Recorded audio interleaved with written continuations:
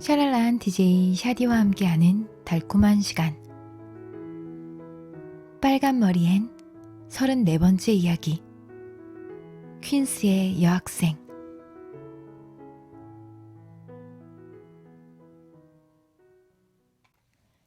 그 후 3주 동안 초록 지붕집은 앤의 퀸스 입학 준비로 분주했다. 바느질거리며 의논할 일들, 정리할 것들이 산더미였다. 앤의 옷들은 예뻤고 종류도 다양했는데 외슈가 무얼 사오고 어떤 제안을 하든지 마릴라가 반대하지 않았기 때문이다. 심지어 어느 날 저녁에는 마릴라가 연녹색 옷감을 하나를 안고 동쪽 다락방으로 올라왔다. 앤, 너가 입을 만한 가볍고 예쁜 드레스 몇 벌을 만들어 볼까 한다. 넌 옷이 많아서 더 필요할 것 같지 않지만 말이다. 그래도 저녁에 시내로 초대받아 외출할 일이 있거나 파티에 간다면 드레시한 옷이 있어야 할 것 같거든. 듣자 하니 제인, 루비, 조씨는 이브닝 드레스인가 뭔가 하는 옷들을 갖고 있다 하더라고. 너만 빠질 수는 없지 않니? 지난주에 앨런 사모에게 부탁해서 좀 골라달라고 했단다. 만드는 건 에밀리 길리스가 해주기로 했고 에밀리가 눈썰미가 보통이 아니지 않니? 솜씨도 야무지고 말이야. 앤이 말했다. 마릴라 아주머니, 너무 멋져요. 정말 감사드려요. 제게 이렇게까지 잘해주시지 않으셔도 되는데요. 자꾸 이러시니까 제가 발걸음이 떨어지지가 않잖아요. 에밀리는 솜씨를 최대한 발휘하여 핀턱 주름과 프릴, 셔링이 잔뜩 들어간 옷을 앤에게 만들어 주었다. 어느 날 저녁, 앤은 새 드레스를 입고는 매슈와 마릴라를 위해서 부엌에서 소녀의 맹세를 낭송했다. 앤의 밝고도 명랑한 얼굴, 우아한 몸짓을 보며 마릴라는 앤이 초록 지붕집에 처음 도착한 날을 떠올렸다. 누리끼리한 윈스 원피스를 입고 눈물을 글썽이며 간절한 눈빛으로 자신을 바라보던 꼬마가 생생히 떠올랐다. 기억 때문일까? 어느새 마릴라의 눈가에 눈물이 고였다. 제 낭송이 마릴라 아주머니를 울렸나 봐요. 이건 성공이라는 뜻이겠죠? 앤은 마릴라가 앉아있는 의자로 명랑하게 다가가 마릴라의 볼에 입맞춤을 했다. 너의 시 때문에 운 건 아니다. 마릴라는 시 따위에 마음이 약해지는 걸 매우 경멸하는 사람이었다. 너의 어릴 적 모습이 떠올랐을 뿐이야. 그때의 그 어린 소녀로 계속 우리 곁에 있어주면 얼마나 좋을까 생각했다. 너의 그 엉뚱한 명까지도 말이야. 그런데 너는 지금 이렇게 컸고 우리 곁을 떠나잖니. 새 드레스를 입으니 키도 크고 맵시 있는 순녀가 다 되었구나. 마치 에이버니 사람이 아닌 듯 낯설게 느껴지고 이런 생각들을 하니 좀 쓸쓸해지네.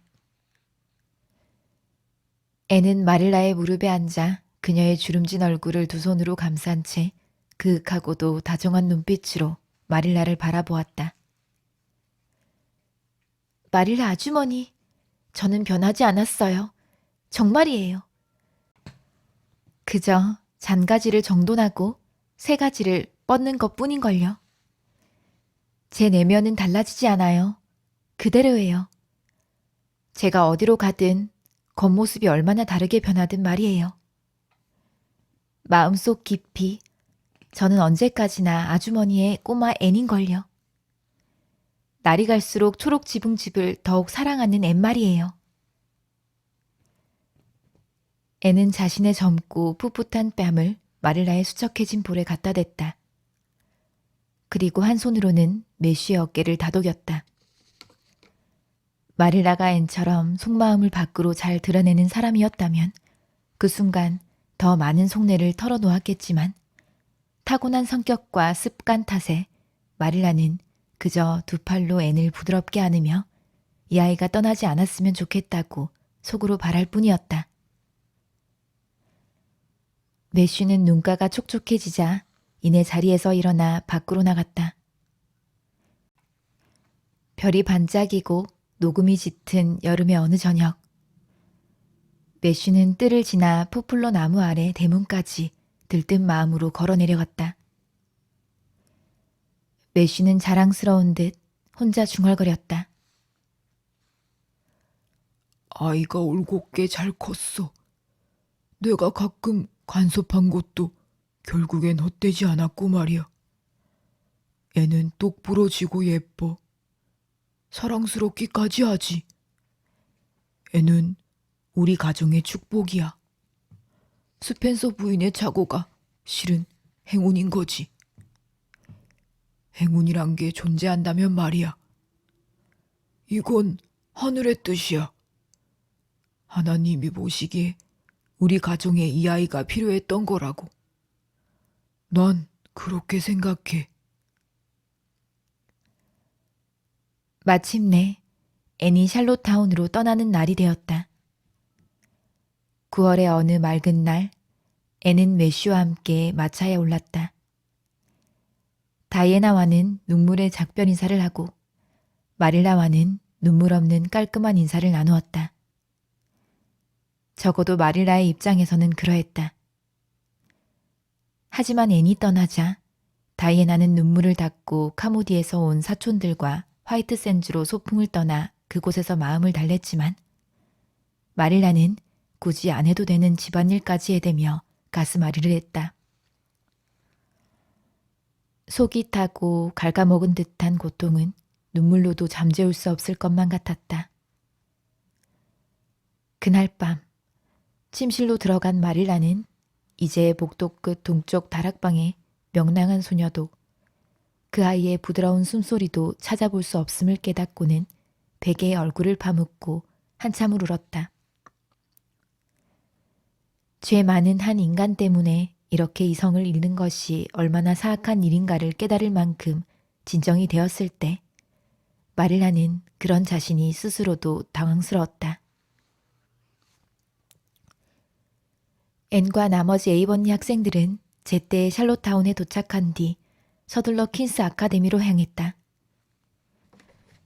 개강 첫날은 새로운 친구들을 만나고 교수님들을 눈으로 익히며 반을 나누느라 분주했지만 기쁘고 흥미진진한 하루였다.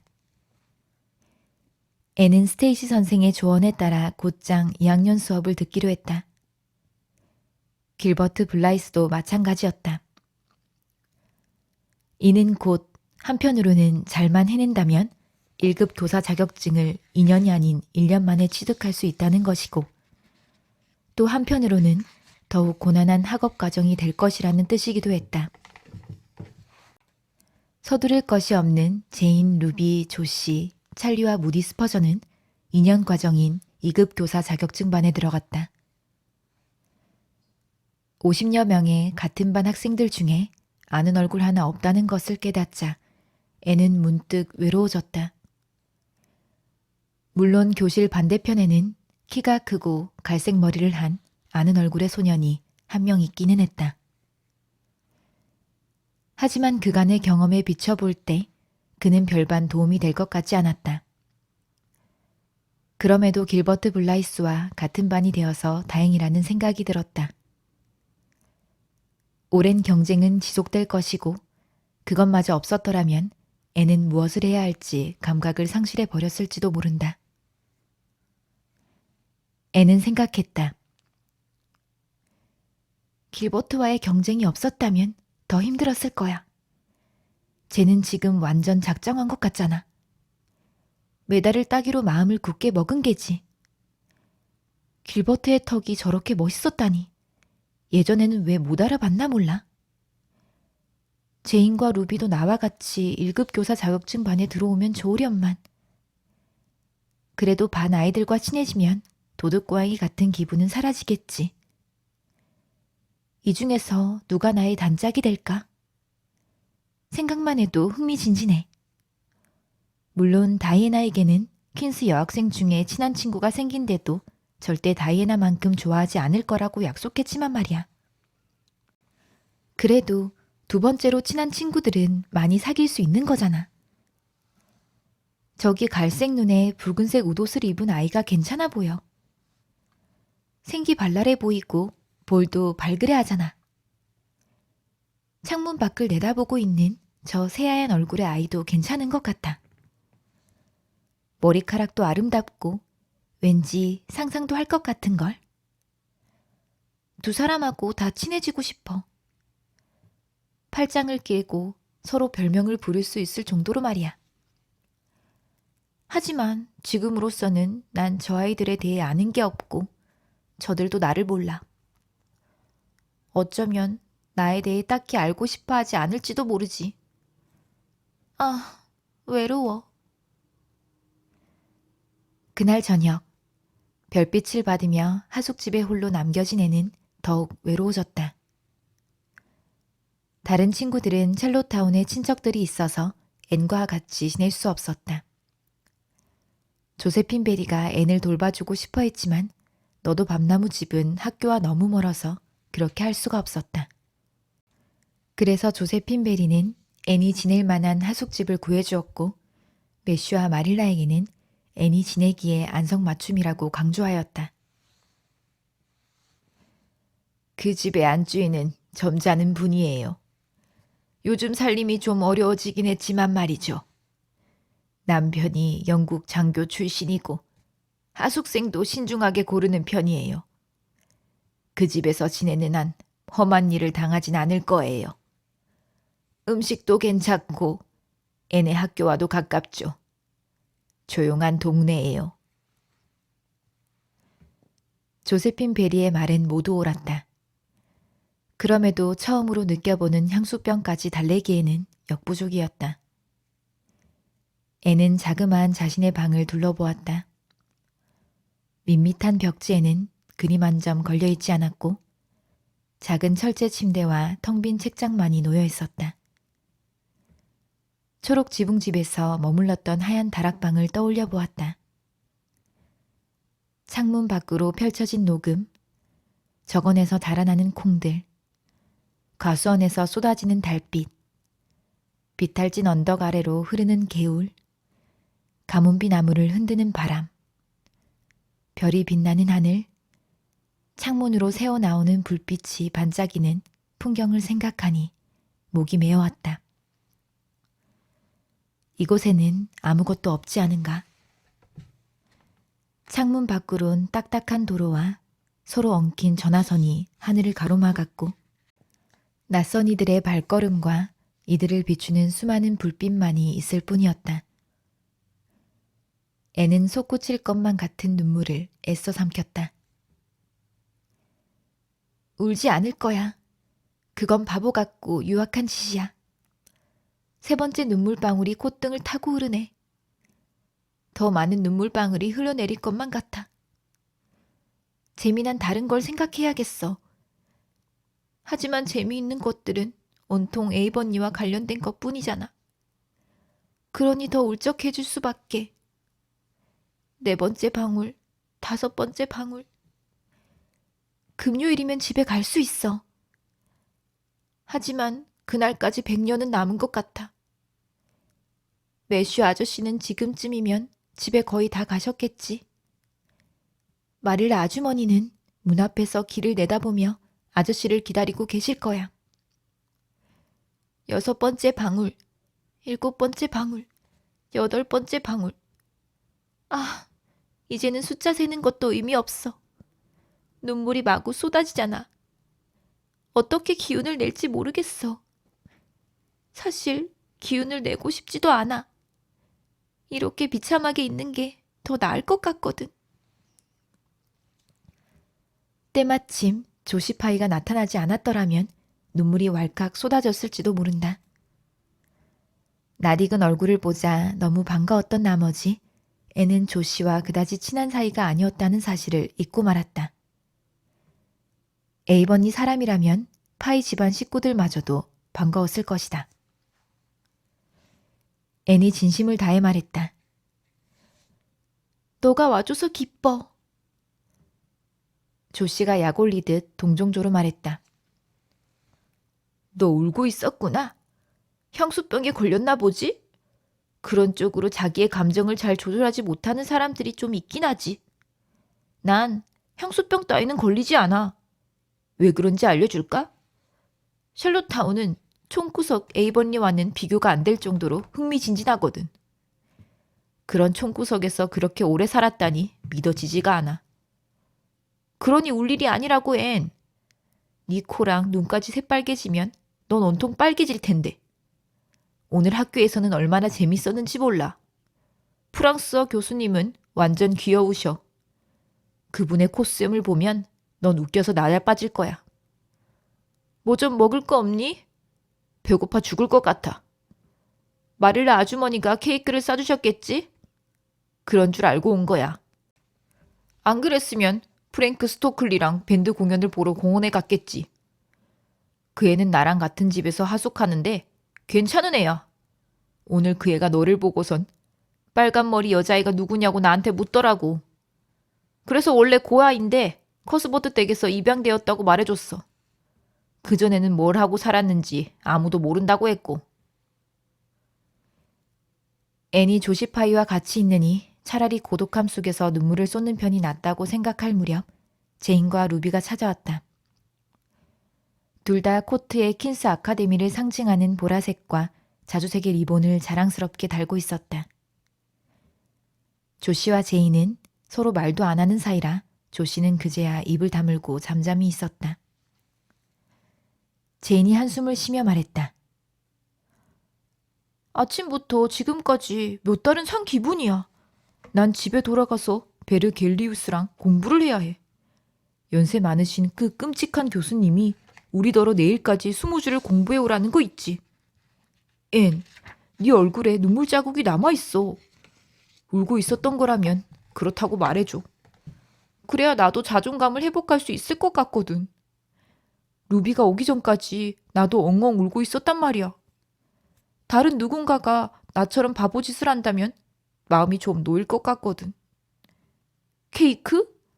아주 조금만 줘. 고마워. 에이보니의 맛이 배어있구나. 루비는 테이블 위에 놓인 퀸스 학사 일정표를 보고는 앤이 금메달에 도전할 것인지 물었다. 앤은 얼굴을 붉히며 그렇다고 답했다. 조씨가 말했다. 저걸 보니 갑자기 생각났어. 퀸스에서도 에이브리 장학생을 한 명 뽑으려고 한대. 오늘 나온 공지야. 프랭크 스토클리가 알려줬어. 그의 삼촌이 이사회에 있잖아. 내일 학교 전체를 대상으로 공지가 날 거래. 에이브리 장학금이라니. 앤의 심장은 쿵쾅거리기 시작했다. 마법에라도 걸린 듯 앤의 목표도 드넓어졌다. 조씨가 이 소식을 알려주기 전까지 앤에게 최고의 인생 목표는 1급 도사 자격증을 1년 내로 취득하는 것이었다. 어쩌면 매달까지. 하지만 조씨가 한 말에 여운이 사라지기도 전에 앤은 에이브리 장학금을 받은 뒤 레드먼드 대학에서 인문학 과정을 이수하고 학사물을 쓰고 졸업하는 자신의 모습을 눈앞에 그려보았다. 에이브리 장학금은 영어 성적 우수자에게 주어지는 것이어서 앤으로서는 도전해볼 만했다. 장학금은 뉴브런즈 윅에 살던 부유한 자산가가 사망하면서 자신의 재산 일부를 기부한 것이었다. 그의 간대한 기부금은 각 주의 기준에 따라 프린스 에드워드 섬, 노바스코샤, 뉴브런즈 윅에 위치한 다양한 고등학교와 전문학교 등에 고루 배분될 예정이었다. 장학금 수혜학교 중에 퀸스도 포함될지에 대한 의견이 그동안 분분했는데 마침내 결정이 났고 학기 말에 영어와 영문학에서 가장 높은 학점을 받은 학생이 이 장학금을 받게 되었다. 장학금은 레드먼드 대학에서 공부하는 4년 동안 1년에 $250씩 지급된다고 했다. 그러니 앤의 입장에서는 그날 밤 뜬 눈으로 지새울 수밖에 없지 않은가. 앤은 다짐했다. 나는 열심히 공부해서 장학금을 꼭 타고 말 거야. 내가 학사학위를 받으면 매슈 아저씨가 얼마나 기뻐하실까. 목표가 생긴다는 건 정말 기쁜 일이야. 그리고 목표가 많다는 건 더 기쁜 일이지. 가장 좋은 건 목표에는 한계가 없다는 거지. 하나를 이루면 또 다른 목표가 저 높은 곳에서 반짝이고 있거든. 그래서 인생이 흥미진진한 거라고.